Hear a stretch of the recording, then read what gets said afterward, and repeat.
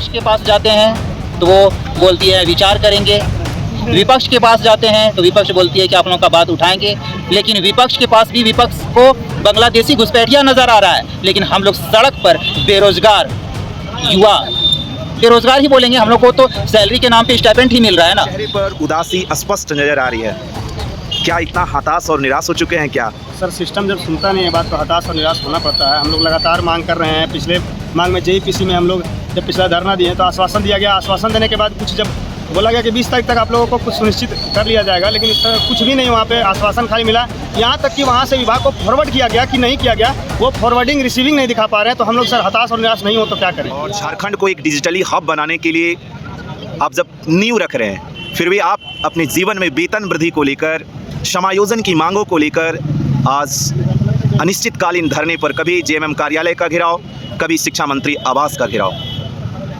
क्या सिस्टम, सरकार, जेईपीसी और कंपनियां ये बातें को क्यों नहीं समझ पा रही है कि ये शिक्षक जो है हमारी झारखंड का दर्पण है, हमारी झारखंड की आधारभूत संरचना है? क्या कहना चाहेंगे आप? बिल्कुल सर, आपने बहुत अच्छी तरीके से हमारी सारी बातों को रखा। अब यही हम ये बताना चाहते हैं कि 2017 से हम लोग कार्यरत हैं और 8,000 की जगह 8,000 में ही हैं। और ये समझ में नहीं आता है, ना ही पक्ष और ना ही विपक्ष, कोई हम लोगों का सुनने वाला नहीं है सर। हम लोग झारखंड के लगभग सभी विधायक, सभी मंत्री के पास अपना ज्ञापन सौंप चुके हैं, अपने दर्द को बयां कर चुके हैं, लेकिन आज तक मिला तो सिर्फ हम लोगों को आश्वासन। वृद्धि नहीं मिली, वेतन वृद्धि तो मिली ही नहीं, ना ही सर्विस नौकरी की गारंटी मिली, और मिला तो सिर्फ और सिर्फ आश्वासन। पक्ष के पास जाते हैं तो वो बोलती है विचार करेंगे, विपक्ष के पास जाते हैं तो विपक्ष बोलती है कि आप लोगों का बात उठाएंगे। लेकिन विपक्ष के पास भी विपक्ष को बांग्लादेशी घुसपैठिया नज़र आ रहा है, लेकिन हम लोग सड़क पर बेरोजगार युवा, बेरोजगार ही बोलेंगे, हम लोग को तो सैलरी के नाम पे स्टाइपेंड ही मिल रहा है ना, ये स्टाइपेंड ही है।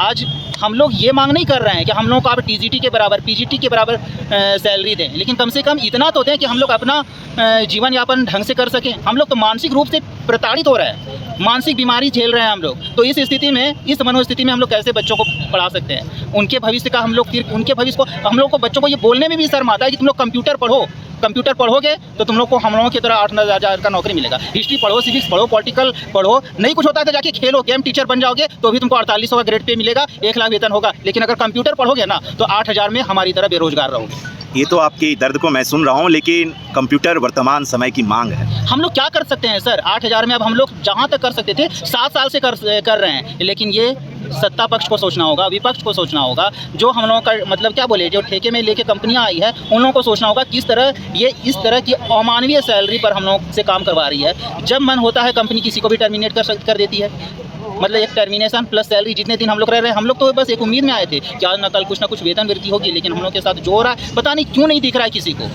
हम लोग झारखंड के सारे विद्यालय में हैं, सारे बच्चों को पढ़ा रहे हैं, पूरी तरह से डेडिकेट है, फुल टाइम वहाँ पे हम अपना काम दे रहे हैं। हम लोग तो जो क्लास लेते हैं पर डे अपडेट करते हैं, जेईपीसी के वेबसाइट पे वो अपलोड होता है पर डे विथ पिक्चर।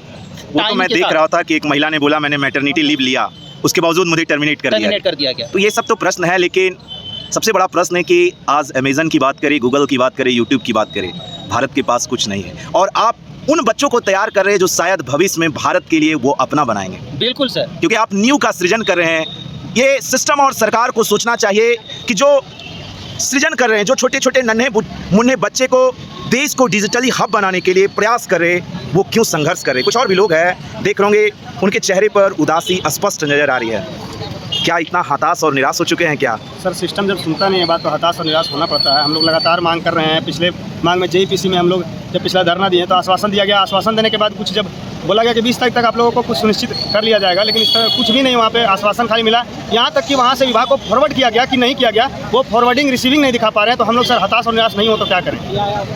यहाँ हम लोग आए हैं, कुछ लोग वार्ता करने गए हैं, अब क्या होता है देखते हैं इसके बाद। मेरा एक प्रश्न आपसे है कि आपके 2 मित्र को टर्मिनेट कर दिया गया है और दोनों मित्र आमरण अनशन पे हैं।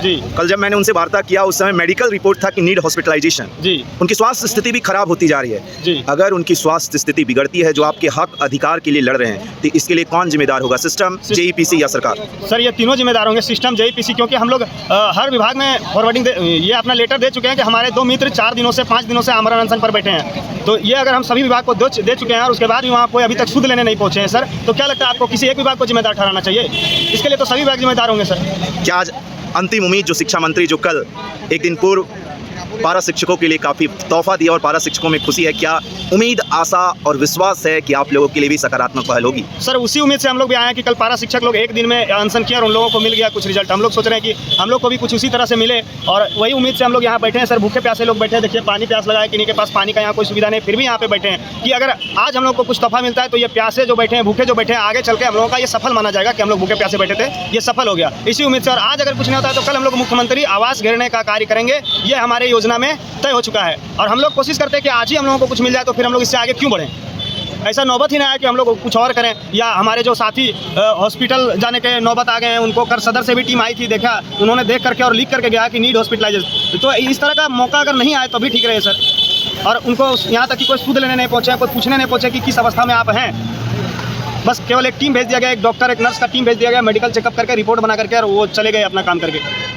देख रहे होंगे आज शिक्षा मंत्री से इन लोगों को काफ़ी उम्मीद है, आशा है कि आज शिक्षा मंत्री आईसीटी इंस्ट्रक्टर के लिए कोई एक पॉजिटिव एक्शन लेते हुए जो इनकी मांगे हैं उन पर एक सकारात्मक पहल करते हुए जो नन्हे मुन्ने छोटे छोटे जो बच्चे को लेकर आए हैं उनके भविष्य में बदलाव को सुनिश्चित करेंगे और जो डर भय का वातावरण इनके अंदर है उसे खत्म करते हुए झारखंड को एक डिजिटली हब बनाने में जो ये शिक्षक जो एक नींव रख रहे हैं उन पर सरकार सिस्टम जेपीसी विचार करके एक्शन लेगी। नहीं तो कल ये लोग मुख्यमंत्री आवास का घेराव करेंगे, ऐसा दिन ना आए। मैं भी सिस्टम और सरकार से अपने डिजिटल माध्यम से आग्रह करूंगा कि इनकी जो मांगे हैं उन पर विचार विमर्श करते हुए बीच का रास्ता निकाला जाए और ये जो शिक्षक है, जो समाज का दर्पण है और जो झारखंड को डिजिटली हब बनाने के लिए नित्य प्रतिदिन 40-40 किलोमीटर, कोई 25 किलोमीटर, कोई 15 किलोमीटर, कोई अपने घर और परिवार को त्याग कर दूर दूर गांव में जाकर छोटे छोटे बच्चे को प्रशिक्षित कर रहे हैं, उनके लिए विचार और विमर्श करें। बहुत बहुत धन्यवाद। और आप देख रहे थे जनमानस की आवाज़ और आपके मैं साथ था रोहित।